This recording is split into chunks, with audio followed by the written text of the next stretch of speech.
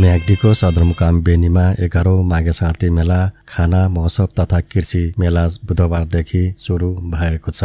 म्याग्दी उद्योग वाणिज्य संघ अन्तर्गत महिला उद्यम विकास समितिको आयोजनामा सुरु भएको मेलामा स्थानीय परिकार, कृषि उत्पादन, हस्तकला सामग्री र सांस्कृतिक कार्यक्रम समावेश गरिएको मूल संयोजक अम्बिका श्रेष्ठले जानकारी दिनुभयो। माघे संक्रान्तिको मौलिक सांस्कृतिक संरक्षण, स्थानीय उत्पादनको प्रवर्धन र पर्यटन विकासलाई लक्षित गरी आयोजना गरेको महोत्सवमा जिल्लाभित्रका विभिन्न समूहको सहभागिता रहेको आयोजकले जनाएको छ।